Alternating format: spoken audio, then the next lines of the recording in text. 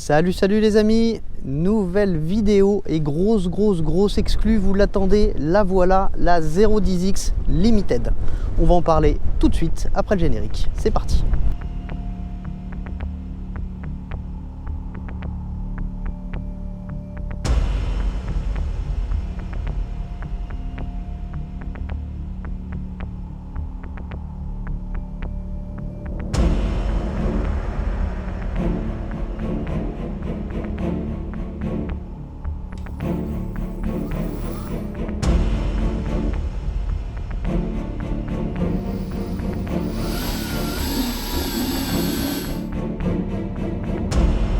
La 010X Limited, c'est quoi? C'est une 10X.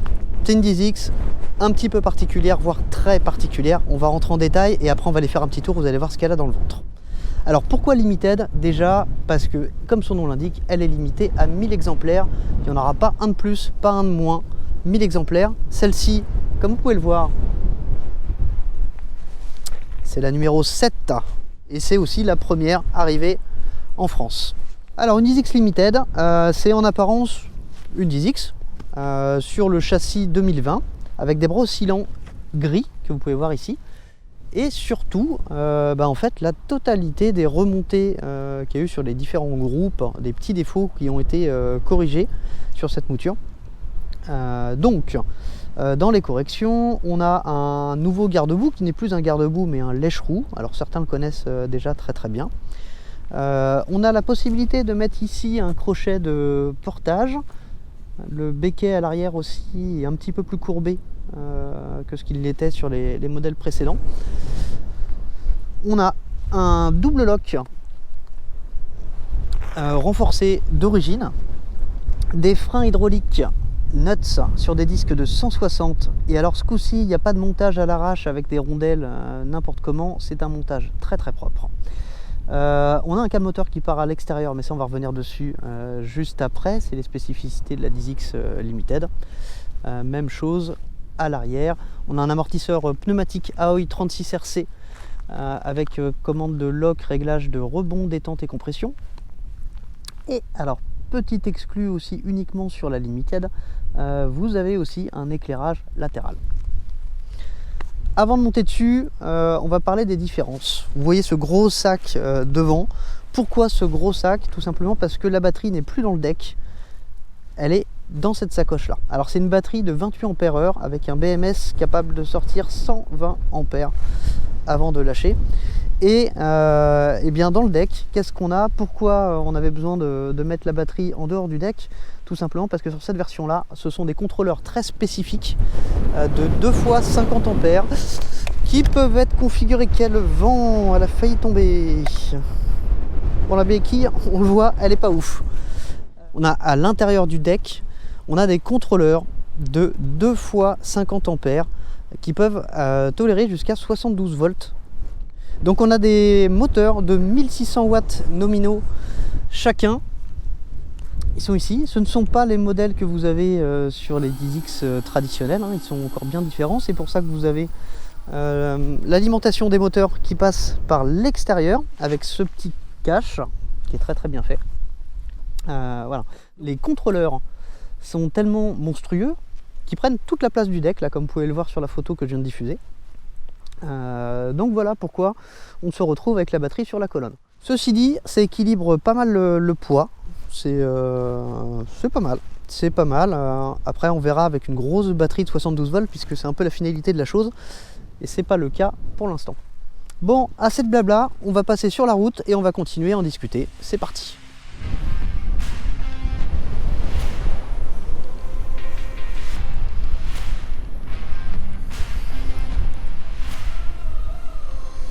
Alors là je suis en mode je suis pas en mode Beast comme c'est indiqué sur le Komodo que vous voyez ici.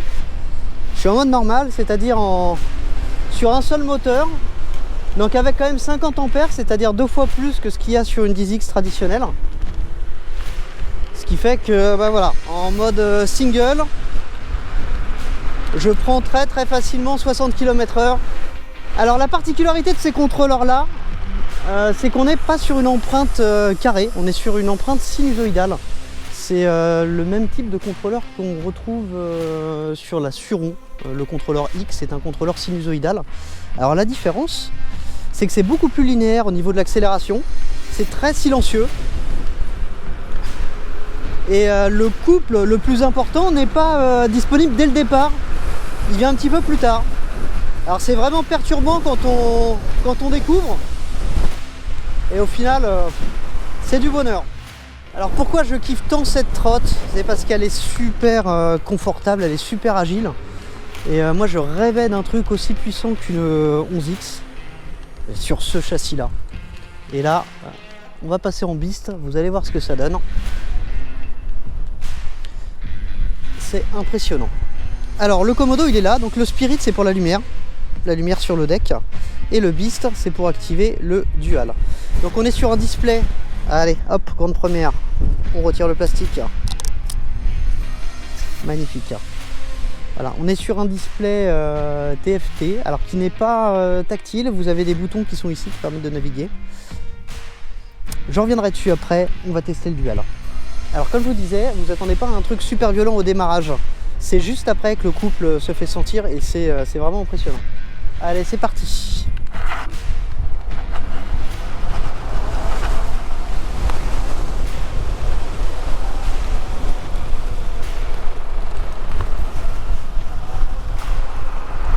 Bon, j'ai même pas pu accélérer à fond dans le virage.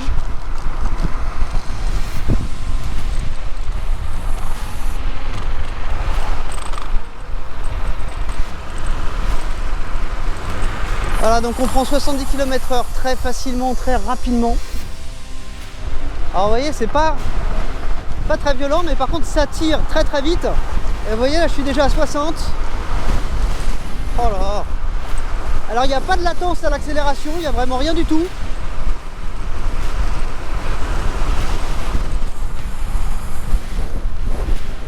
Alors je me permets de rouler à gauche, parce que c'est un cul-de-sac, hein, personne n'arrivera par là. Ah, c'est ouf.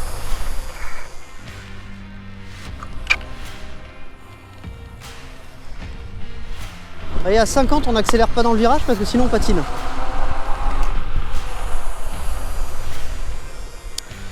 Donc on va revenir un petit peu sur cet afficheur. Alors déjà, il est couplé avec une poignée quad. La course est assez progressive.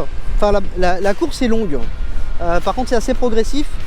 Il y a une bonne zone morte, il y a à peu près tout ça de zone morte. Ça c'est un truc qui pourrait être peut-être un petit peu amélioré. Alors l'afficheur, qu'est-ce qu'il permet?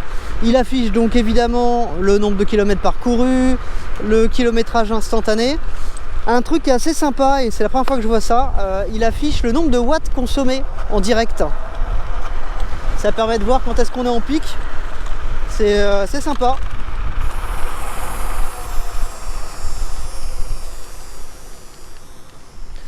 Alors là, elle est bridée électroniquement à 85.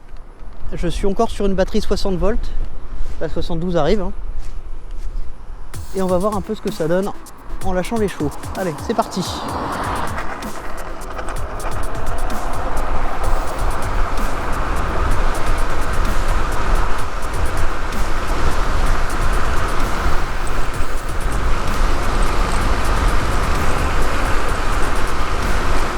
Alors, mis à part le vent, aucun bruit.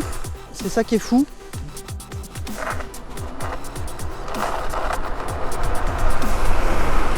Alors, j'ai quelqu'un qui arrive derrière. Alors, par contre, ce qui est bien, c'est qu'il y a tellement de couples que montée et descente, vous aurez exactement la même vitesse de pointe.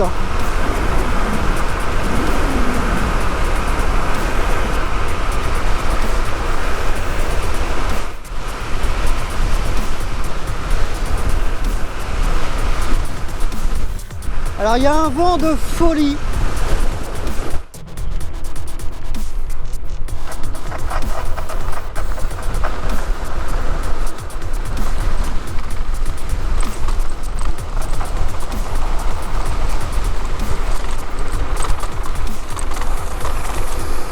Alors le régène est désactivé de base.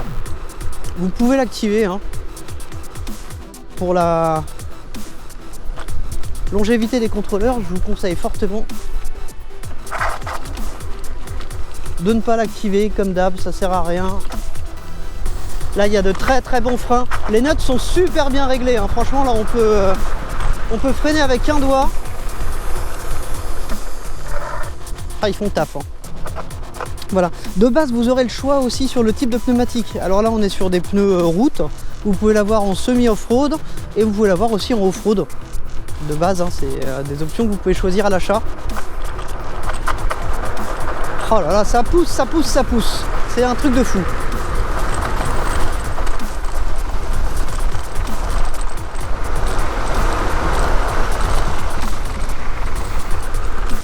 Voilà, donc première sensation. Alors, ah oui, il y a un truc que j'ai oublié de préciser. Ce guidon là, c'est pas celui d'origine. Celui d'origine, c'est celui habituel sur les 10X, mais enfin c'est le nouveau. C'est-à-dire celui qui est un petit peu plus petit. Donc il est pas mal, hein, il est pas mal. Et c'est pas spécialement ma cam. Voilà.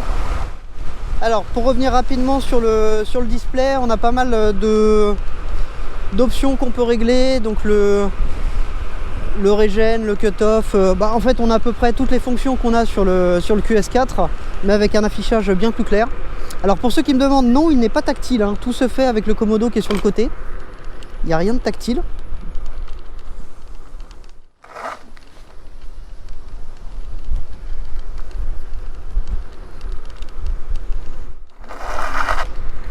Alors il n'y a plus de mode éco non plus.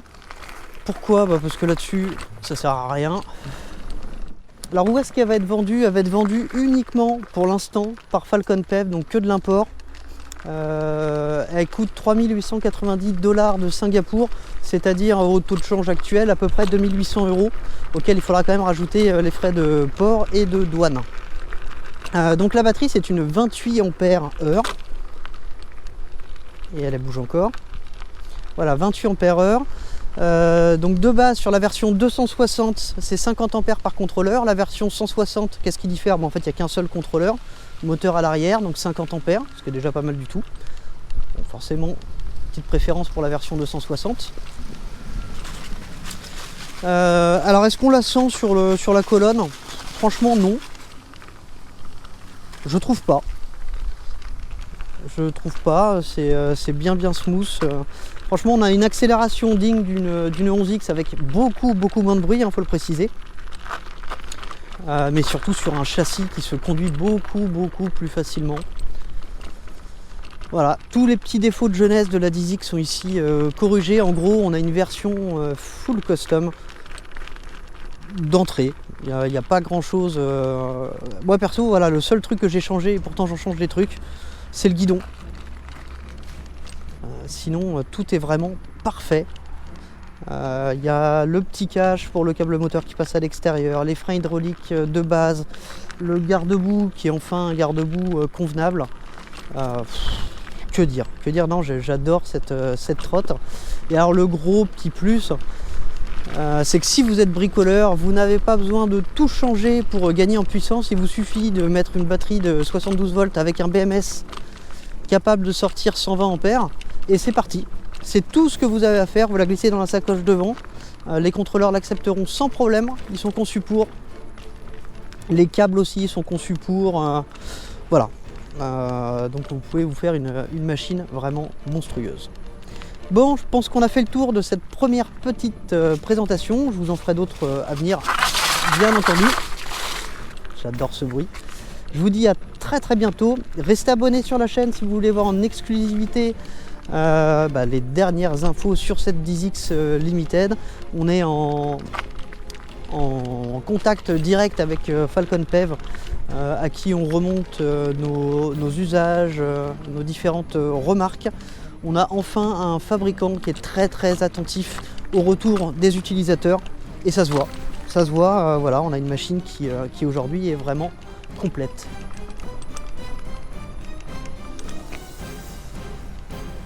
Voilà, je sors du parc et je vous dis à très bientôt pour une prochaine vidéo. Salut, on est parti.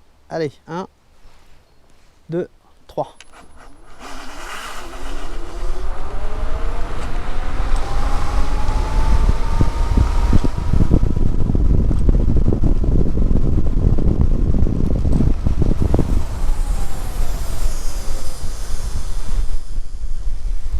Voilà. Voilà ce que ça donne.